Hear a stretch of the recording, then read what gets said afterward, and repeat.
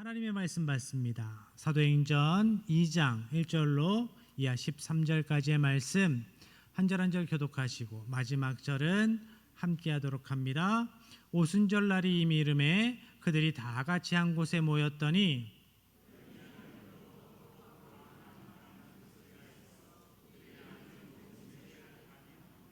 마치 불의 혀처럼 갈라지는 것들이 그들에게 보여 각 사람 위에 하나씩 임하여 있더니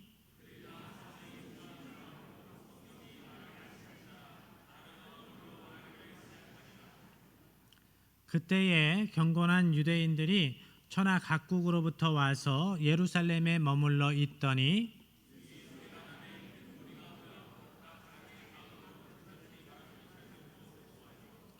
다 놀라 신기하게 여겨 이르되 보라, 이 말하는 사람들이 다 갈릴리 사람이 아니냐.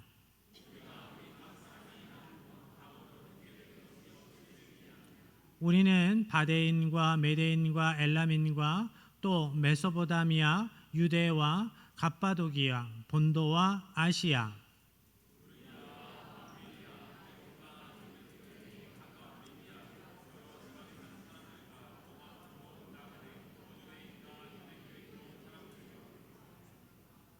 그레데인과 아라비아인들이라 우리가 다 우리의 각 언어로 하나님의 큰 일을 말함을 듣는도다 하고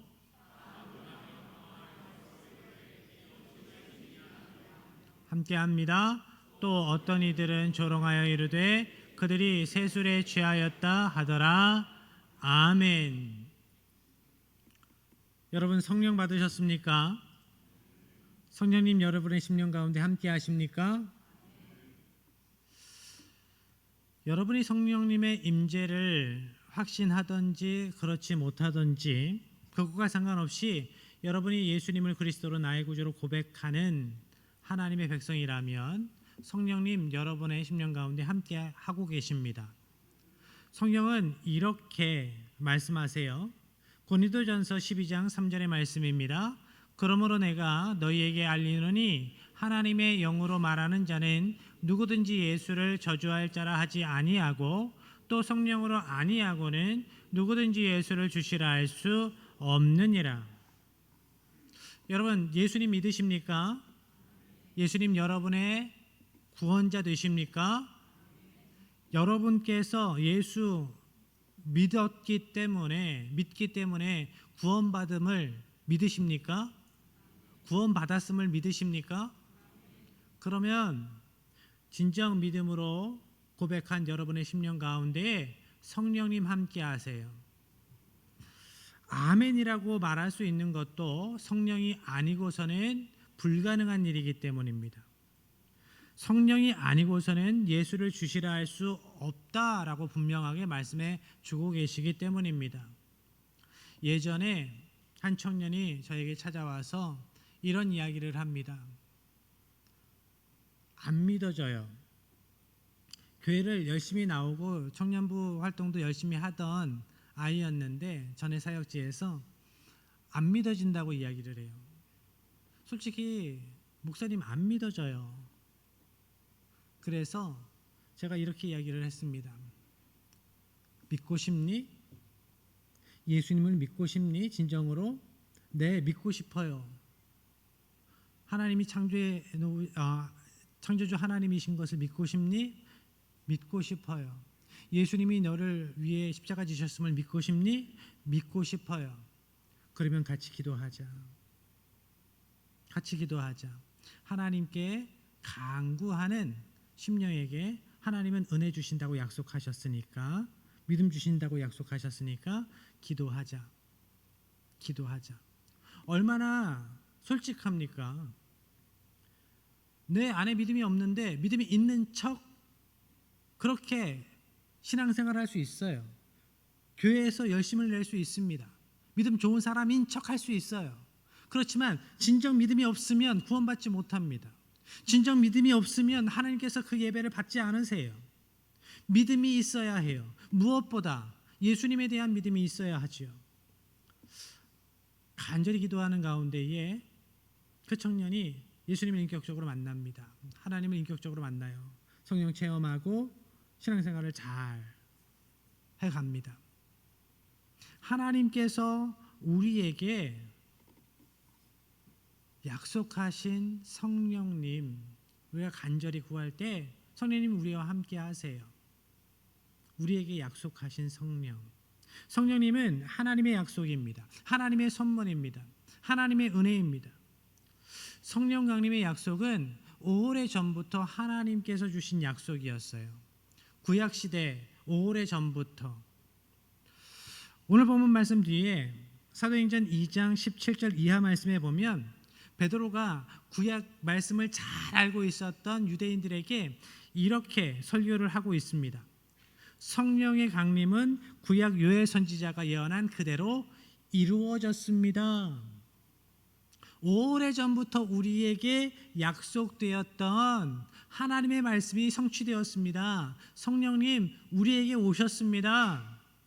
성령 강림의 약속은 예수님께서 십자가 지시기 전에도 제자들에게 주신 약속의 말씀이었어요. 보혜사 곧 아버지께서 내 이름으로 보내실 성령 그가 오실 것이다 라고 말씀하셨어요.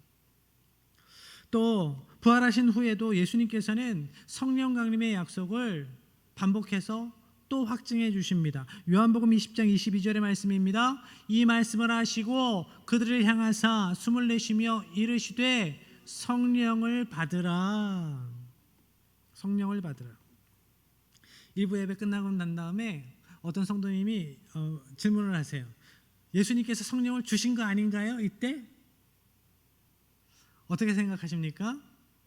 이때 성령 받으라 말씀하신 것은 예수님께서 이제 부활 승천하셔서 제자들과 함께 하실 수 없으니 그 사명을 감당해야 하는 제자들이 박해의 상황 가운데에서 그 사명으로 믿음으로 살아가야 하기 때문에 너희가 너희의 힘으로 그 사명 감당할 수 없으니 성령을 기대해야 한다. 성령님을 사모해야 한다. 성령님을 사모함으로 기도해 라고 간절함으로 권면하시는 말씀이에요. 성령 받으라. 성령님을 기대해라. 성령 받아야 그 십자가 사명을 너희들이 감당할 수 있어 라고 말씀하고 있는 거예요. 그리고 예수님께서는 승천하시기 전에 제자들에게 또 한 번 이렇게 명령하십니다. 사도행전 1장 4절 5절의 말씀입니다. 함께합니다. 사도와 함께 모이사 그들에게 분부하여 이르시되 예루살렘을 떠나지 말고 내게서 들은 바 아버지께서 약속하신 것을 기다리라. 요한은 물로 세례를 베풀었으나 너희는 몇 날이 못되어 성령으로 세례를 받으리라 하셨느니라. 아멘. 예수님께서는 성령을 사모하며 기다리라 말씀하신 후에 승천하셨습니다. 제자들은 예수님의 이 말씀을 간절한 이 권면의 말씀을 기억하면서 그 말씀 붙들고 모여서 기도했어요. 간절함으로 기도했습니다.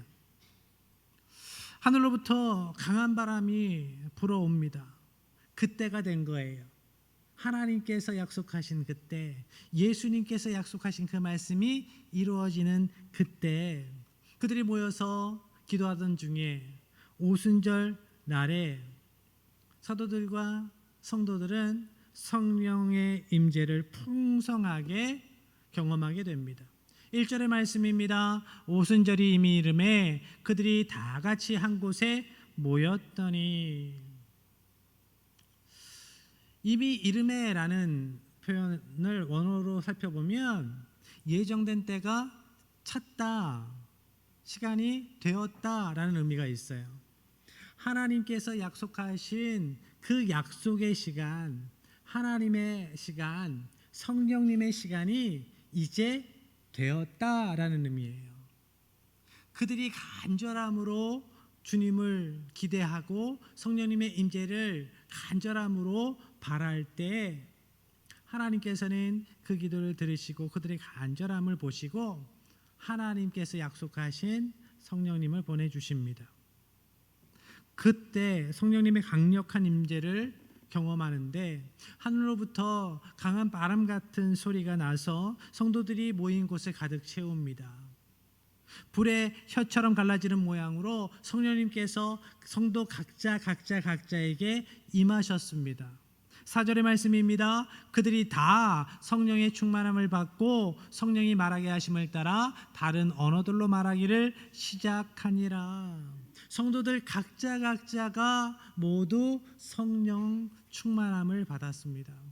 성령 충만, 성령의 은혜가 여러분의 심령 가운데 가득하기를 축복합니다.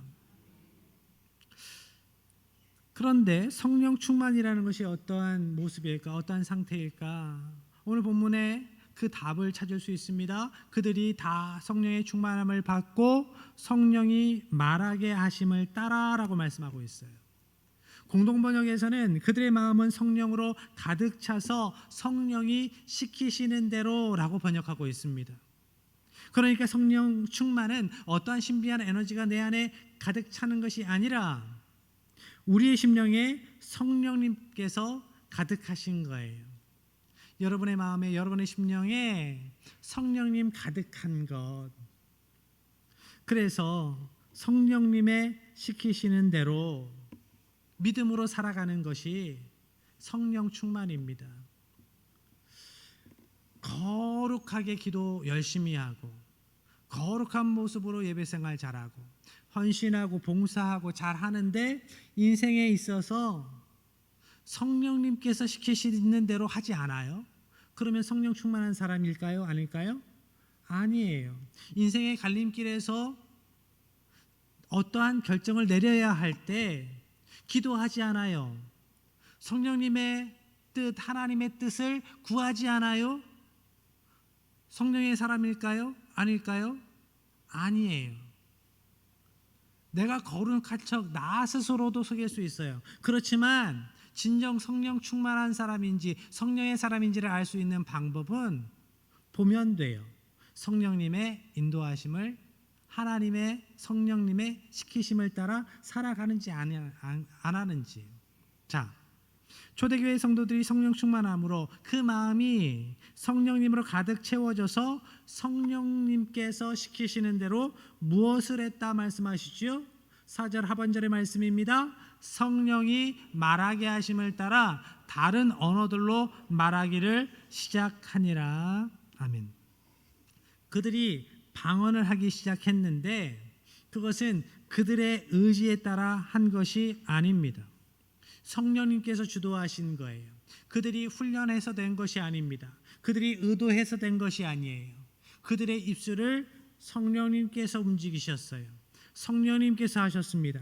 초대교회 성도들이 성령님의 말하게 하심을 따라 성령님께 이끌리어 다른 언어를 말했습니다. 그 옛날 바벨탑 사건으로 인해서 언어가 혼잡하여졌습니다. 각기 다른 언어를 사용하게 되었지요. 이것은 하나님께 대적한 사람들에 대한 하나님의 심판이었습니다. 그런데 죄에 대한 심판으로 나뉘어졌던 언어가 이제 성령님의 주도하심을 따라서 하나님의 큰일, 하나의 복음을 선포합니다. 복잡해진 언어가 성령님의 주도하심을 따라 극복되었습니다. 다양한 언어의 사람들이 하나님의 큰일, 하나님의 복음을 전하고 또한 듣게 되었어요. 성령님께서 이런 놀라운 일을 행하실 때 예루살렘에는 수많은 사람들이 모여 있었습니다.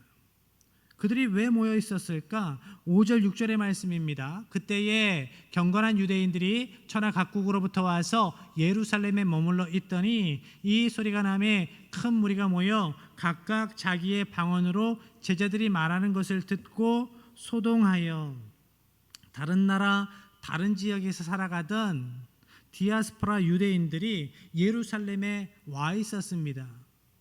절기를 지키기 위해서 유대인들이 중요하게 여기는 절기 중에 오순절이 다가오고 있었기 때문에 절기를 지키기 위해서, 그러니까 그 사람들은 구약의 말씀을 지키기 위해서 먼 길을 온 믿음의 사람들이었어요.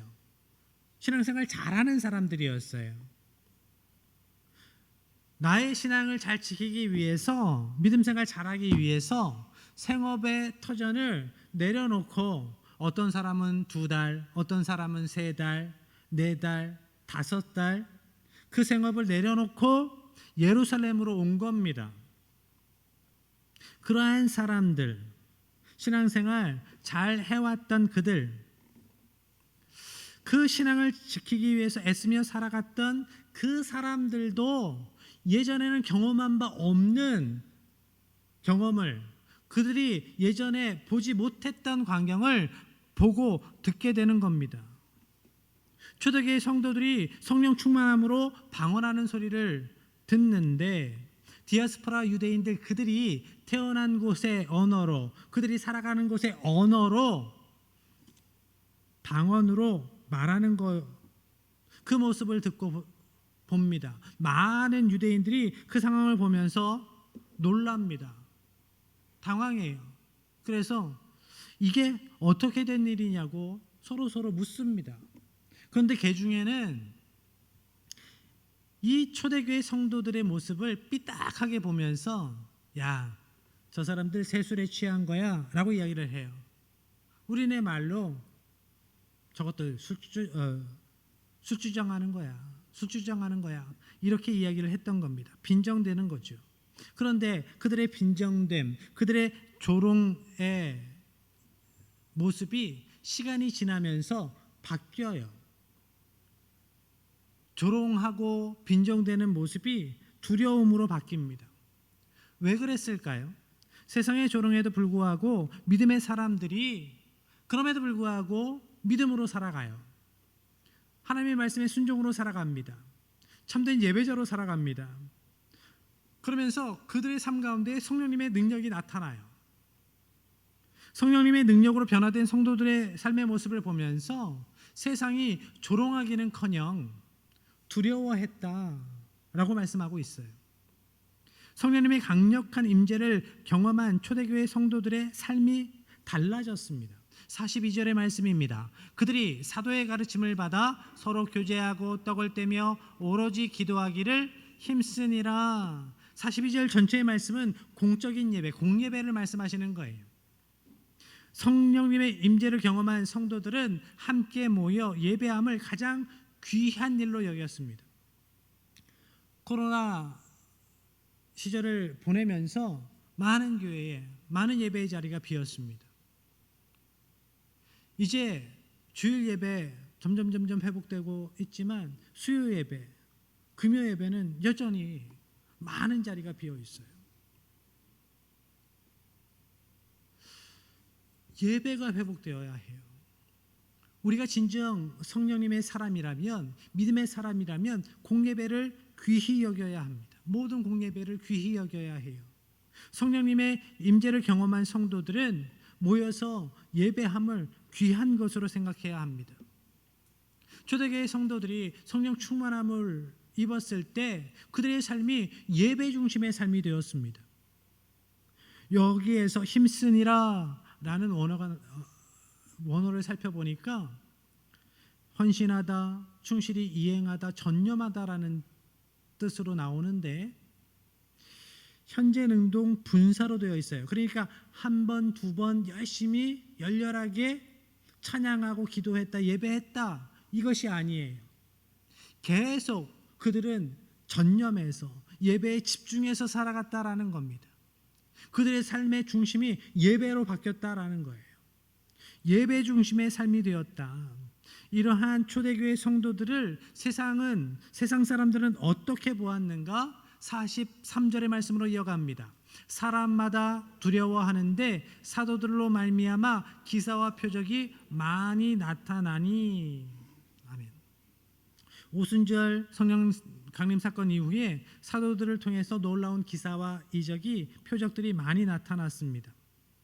하나님께서는 교회를, 리더십을 든든히 세워주시기 위해서 많은 기사와 표적들을, 여러 가지 은사들을, 은혜들을 베풀어 주십니다. 부어주세요.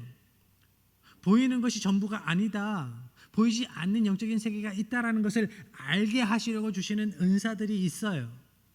능력들이 있습니다.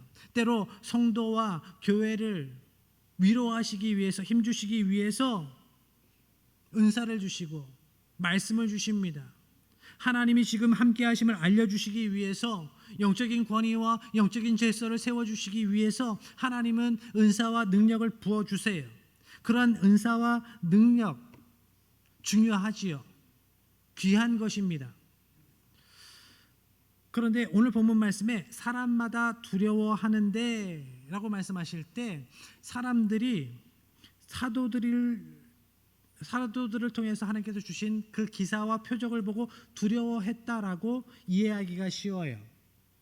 우리 한글 성경 구분은 절 구분이 그렇게 되어 있기 때문에. 그런데 원어 성경이나 영어 성경을 보면 구분점이 더 잘 드러나고 있습니다.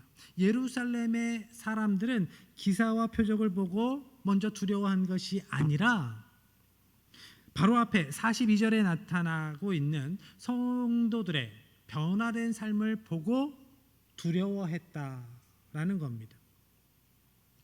믿음의 사람들이 하나님께 간절함으로 구할 때, 기도할 때 하나님께서, 예수님께서 약속하신 성령을 보내주셨어요.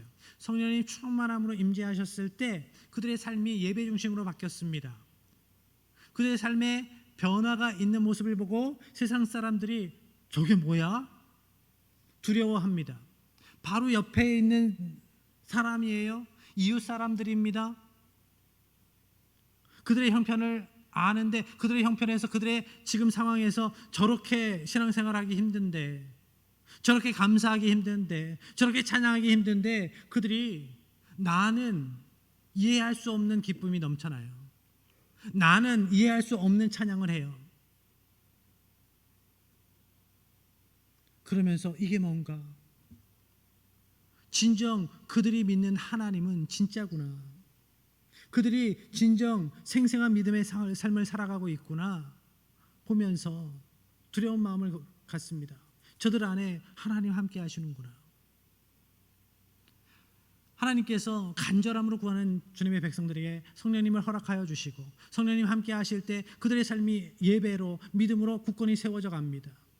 그러한 삶 가운데, 그러한 초대교회 가운데 하나님께서 성령의 역사를, 기적과 표적을 더 많이 보여주세요. 부어주세요. 그러면서 점점 믿음을 갈망하는 이들이, 예수님 믿고 싶어 하는 영혼들이 많아집니다.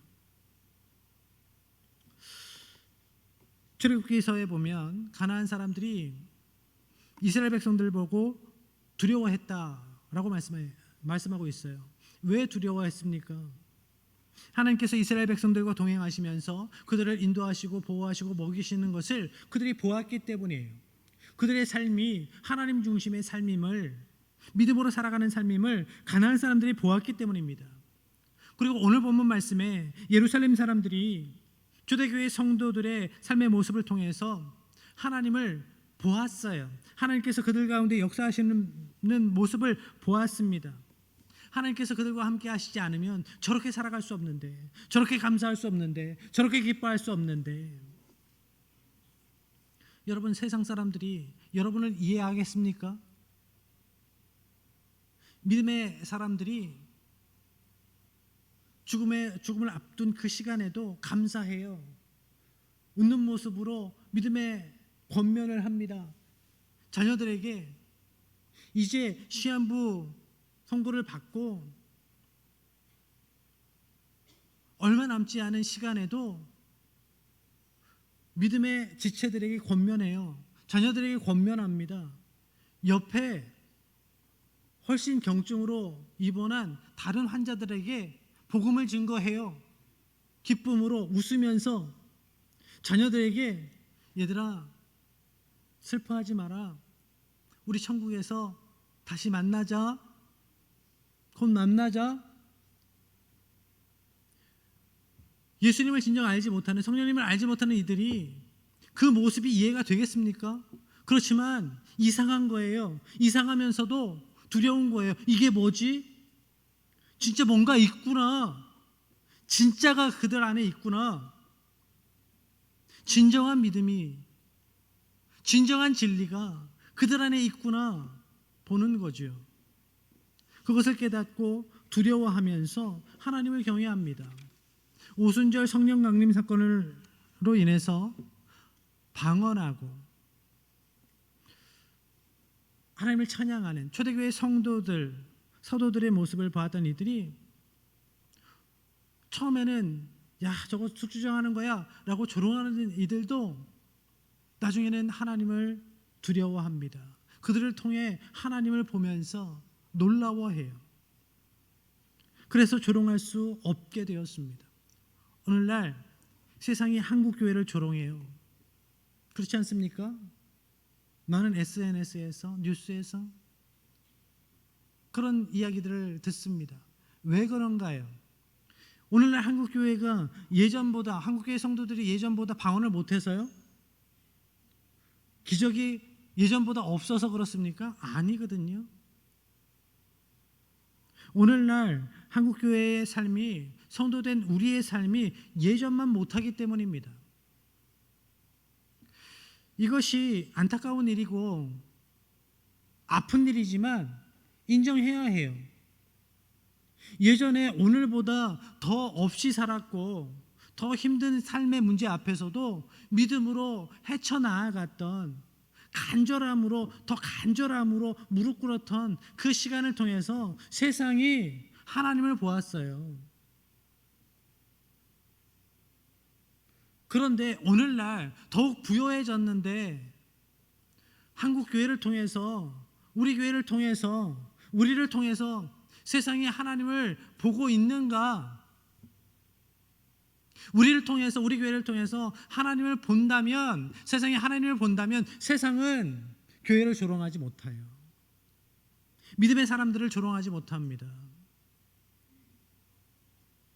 성령님께서 오늘 한국교회를 통해서도 우리의 삶을 통해서도 초대교회의 성도들을 통해 이루셨던 놀라운 역사를 이루어 가시기를 원하십니다. 그래서 우리는 다시 성령 충만해야 해요. 성령님께 사로잡혀야 합니다. 성령님의 시키심을 따라 나아가야 해요. 성령님께서 그러셨던, 초대교회 성도들에게 그러셨던 것처럼 우리를 통해서도 그 일을, 부흥의 일을 이루어 가셔야 합니다. 그러려면 우리가 간절함으로 사모해야 합니다. 우리에게 간절함이 있어야 해요. 우리에게 처음 예수 믿었을 때에, 인격적으로 하나님을 만났을 때에 그 간절함이 여전히 유지되고 있습니까? 간절함, 주님을 향한 간절함, 초대교회 성도들이 간절함으로 주님의 말씀을 믿고 성령 충만함을 기대했을 때에 그들이 권능을 받게 되었습니다. 성령 충만함을 입게 되었습니다. 그러한 은혜가 저와 여러분에게 있기를 축복합니다. 그들에게 있었던 성령 충만의 은혜가 어떠한 은혜였습니까? 그들의 귀가 열리는 은혜였습니다. 성령님, 급하고 강한 바람 같은 소리가 그들에게 들려옵니다. 바람 같은 성령의 소리를 그들이 들었습니다. 하나님께서 여러분의 귀를 열어 듣게 하시기를 축복합니다. 또한 그들이 눈을 열어 보게 되었습니다. 불이 갈라져서 각 사람에게 임하는 그러한 불과 같은 성령님의 모습을 보았습니다. 하나님께서 여러분의 눈을 열어 보게 하시기를 축복합니다. 또한 그들의 입이 열렸습니다. 그들은 성령님께서 인도하심을 따라서 다른 방언을 말했습니다. 자기가 하고 싶은 말을 하는 것이 아니라 성령님께서 주신 말씀을 하셨습니다. 여러분의 입술 가운데 하나님께서 할 말을 주시기를 축복합니다. 하나님께서 주시는 말을 하시기를 바랍니다. 많은 학생들도 이 구절을 보면서 이렇게 기도를 해요. 하나님, 영어 방언하게 해주세요. 하나님, 일본어 방언하게 해주세요. 하나님, 중국어 방언하게 해주세요. 영어 방언하시는 분 손 한 분도 안 계시네. 일본어 방언하시는 분 손. 자, 영어 방언하고 일본어 방언하는 성도들의 모습을 제가 보았습니다. 하나님께서 영어 방언도 주시고 일본어 방언도 오늘날 주시더라고요. 그런데요, 일상에서는 영어를 못해요. 전에 사역지에서 청년 한 명이 일본어 방언을 받았는데 일상에서는 일본어를 못해. 말도 못하고 알아듣지도 못해. 제가 어렸을 때 신학대학을 다닐 때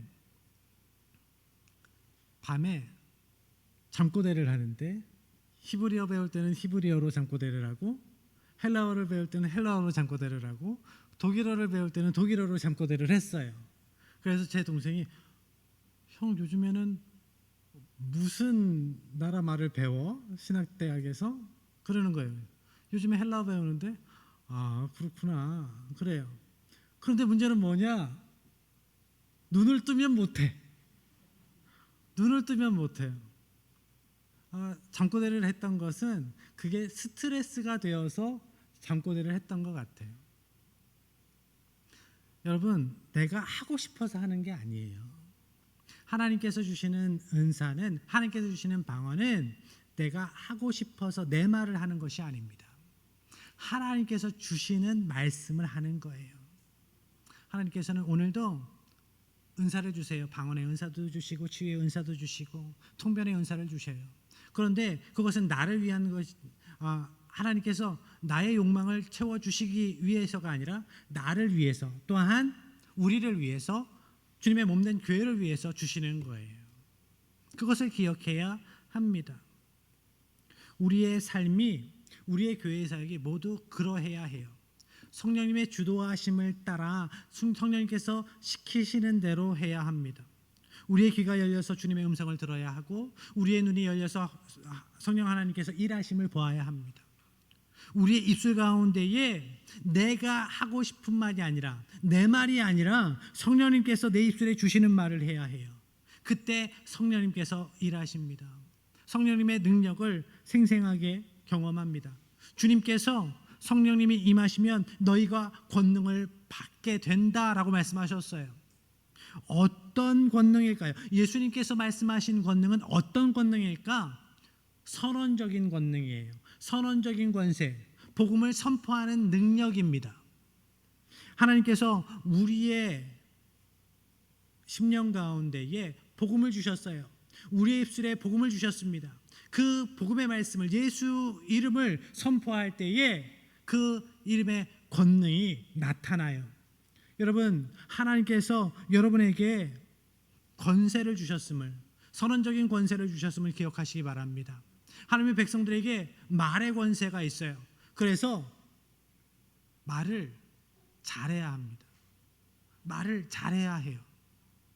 우리의 입술에 권세가 있기 때문에, 말의 권세를 우리에게 허락하셨기 때문에 그것을 기억하고 선한 말로 여러분의 입술을 채우십시오. 하나님께서 주시는 말씀으로, 예수님의 십자가 복음으로 여러분의 입술을 채우십시오. 예수님의 십자가 복음을 선포하십시오. 그때 성령님 여러분과 함께 하시면서 놀라운 기사와 이적을 보여주실 것입니다.